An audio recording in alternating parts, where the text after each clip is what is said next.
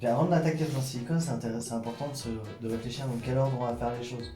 Là par exemple, comme on va faire un joint là et un joint là-bas, on va d'abord faire le derrière.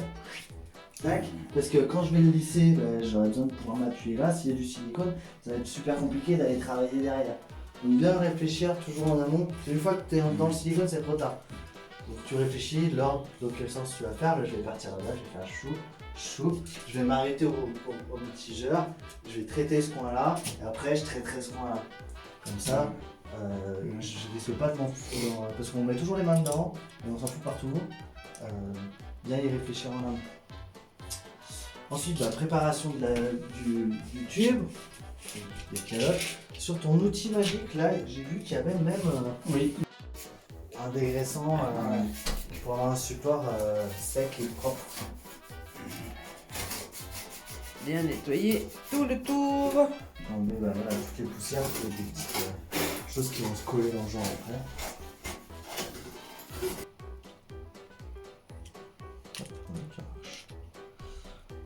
Tu fais comment? T'as quoi? T'as un truc qui Il y a tourne? une lame dedans en fait. Ça, ouais. Ah oui, donc tu mets là-dedans et tu tournes. C'est pas mal fait votre truc, ça, le ramène là. Ils sont Ouais, non mais. Ça va, on mettre à la poubelle si tu veux. Ah, déjà. Là, j'ai déjà mis les deux dedans, tu vois, on met toujours avec les deux. Pour ça, avoir du sopalin. Parce qu'après, en fait, on va enlever le silicone, donc on va poser le joint. Les étapes, c'est on pose le joint, on met du silicone là où on a besoin qu'il soit à la fin. Ensuite, on va arroser avec un peu d'eau ou du liquide vaisselle, la vitre. Le liquide de la vitre, l'avantage c'est qu'il y a un peu d'alcool dedans, donc ça sèche plus vite. Mais bon,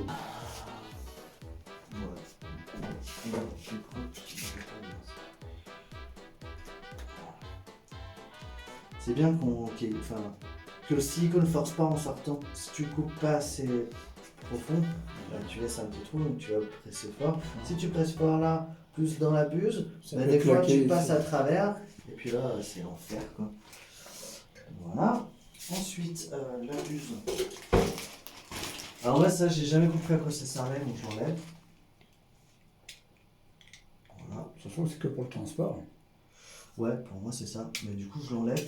Ça fait, parce que souvent on le replie puis on le visse dessus, mais ça fait une surépaisseur, donc t'as moins de pas de vis. Donc pareil, quand tu vas pousser dedans, des fois la vis elle fait pop, puis c'est pareil, t'en fous partout. Hop. Et après on coupe toujours la buse, parce que l'embout au bout il est très fin et là pareil ça va forcer. Là après ça dépend de l'épaisseur du joint que tu veux faire. Je coupe, mais j'en coupe pas trop, tu vois. Contrairement à la PU hier, là j'ouvre un petit peu, mais quand même. pas trop. Ouais. Et tu fais une coupe en biais. Ouais, ça me permet d'aller poser le joint plus où je veux. Ensuite, on met dans le pétard. Choc, sur celui-là. Voilà, on se met en pression. Hop. Ensuite, on va aller déposer le joint silicone. Alors là, je vais embourrer bien au fond, sous le carreau. Normalement, t'es droit, t'arrives directement. Le carreau, il est posé sur le carrelage, sur la baignoire. Donc là, on est juste un petit peu. Là, je vais essayer d'en bourrer un peu plus au fond, histoire d'avoir de la matière derrière, que le joint, il... Mais t'es droit, je suis droit là, comment ça, t'es droit? Ouais, mais normalement, mon carreau, il est posé sur la baignoire. Là, il y a un trou en dessous. Ah, mais moi j'ai fait un joint exprès de 5 mm quoi. Ouais, Normalement, tu poses le carreau, il vaut mieux mettre le carreau tu direct. poses sur la baignoire. Ah, tu fais pas de joint? Tu poses ta baignoire contre tes carreaux. Ah, oui. Et le joint périphérique, là, ta dilatation, Il vaut mieux poser pour la prochaine fois le carreau sur le receveur. Là, ça crée un trou où l'eau elle peut rentrer dedans. Donc là, on va la bourrer de silicone pour éviter. Mais si avec le trou complet, ça sera encore mieux. Si le carreau il était posé dessus, tu fais juste le joint entre tes deux matériaux en fait. Ah oui, j'ai pas pensé. Typiquement, comme là, tu vois, ton joint il fait juste l'angle en fait.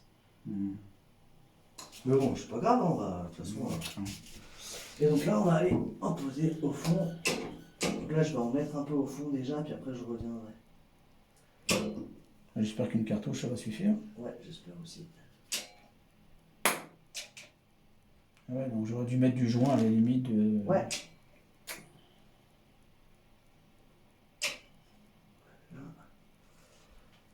Hop, là, merde, j'en ai foutu partout. Ouais, c'est pas grave. Là, on va faire un gros joint. Ouais, Tu vois. ouais. C'est un peu plus chiant. Ah oui, prochaine fois, je mettrai en...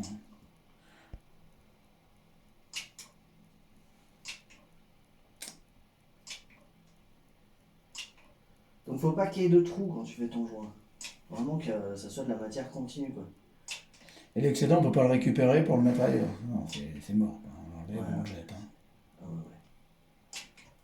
ouais. Ouais, donc les cartouches, c'est mort. J'aurais dû en demander deux. Quoi.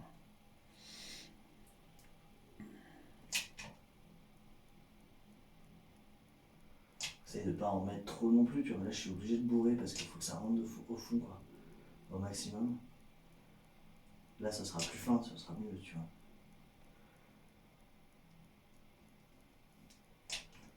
Ah bah, j'espère que je vais faire la longueur déjà. Merde, c'est con ça. Ouais, c'est pas grave, comme ça tu feras un test pratique derrière. Ouais. Les surfaces où je veux pas que le joint se colle, comme ça quand tu fais ton bourrelet, tu l'enlèves beaucoup plus facilement. Juste.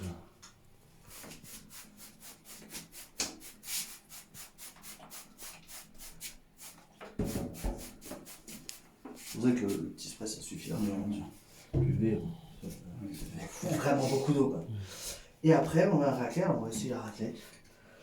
Parce que là c'est l'avantage de faire un angle droit propre. Tu choisis l'arrondi que tu veux. Là j'ai pris un petit arrondi mais pas trop petit non plus, parce que j'ai quand même un truc qui soit un peu costaud. Plus tu vas enlever le joint, moins. Tu vois, par exemple, si je joins deux panneaux, je veux juste faire un joint propre, je vais faire un joint tout fin. Si je veux un truc un peu plus balèze pour une baignoire par exemple, bah, tu mets un peu plus de matière. Quoi. Et tu viens prendre un sopalin. Parce que tu vas. Je ça fait Miss Sopalin. Moi je fais Sopalin, parce que toi tu fais le film. Si tu fais un Sopalin, tu me demandes. Tiens, vas-y. Et donc là, tu viens te coller contre les deux parois que tu dois jointer. Et tu viens tirer ton joint.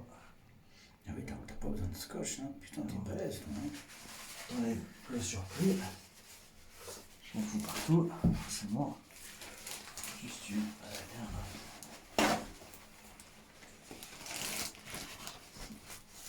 Normalement, tu fais ça que en tenue de travail parce que tu finis toujours par t'essuyer sur ton pantalon.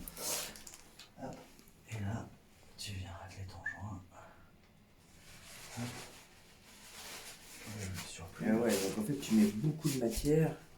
Ouais, mais Mais t'en enlèves t'hésites beaucoup. pas à en enlever. Ouais. Et après, C'est ça. Mais comme ça, ton joint il est propre, il est jointif quoi.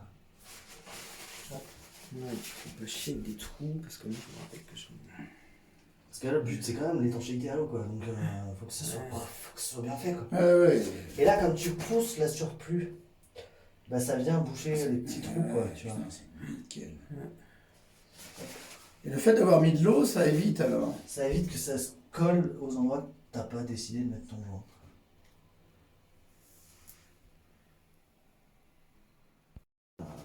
Tu le fais tout de suite, c'est hyper facile. Là, c'est propre. Si Je remets un petit coup d'acétone derrière, tu vois, histoire de t'enlever vraiment tout. Voilà. Et ensuite, tu vas venir avec un sopalin. Souvent, je le plie pour faire une petite pointe, tu vois. Et je vais venir raser le joint. Je touche pas le joint, tu vois, mais j'essuie s'il y a des petites merdes un peu partout, tu vois. Hop. Putain, c'est nickel ça. Le fait d'avoir mis de l'eau, ça évite au silicone de tenir en fait. De se coller.